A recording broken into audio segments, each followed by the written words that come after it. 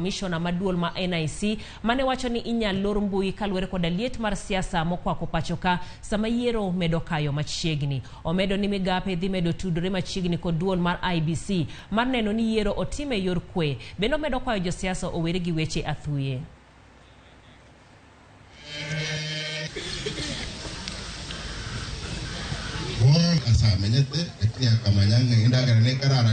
My colleague, the Minister for ICT, and I have expressed ourselves several times before.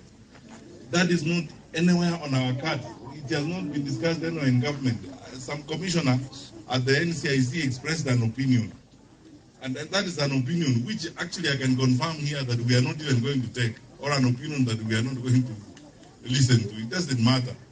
I mean, with the democracy we have had, in the freedom we have, freedoms we have enjoyed. Sasa tuamuke asubuhi tuanze kufanya mambo ambayo wa Kenya hawasoi. Kenyans are used to freedom. Sisi tutakaa kwa amani na tutahakikisha kama serikali kwamba tumewapea Wakenya wetu amani ya kutosha na kuhakikisha kwamba wale ambao watakuwa kwa uchaguzi wanapiga kura kwa amani na sisi tunafuata vile tutaelekezwa na IEBC.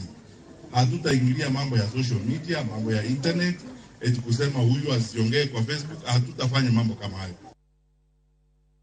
Kun sekondar ma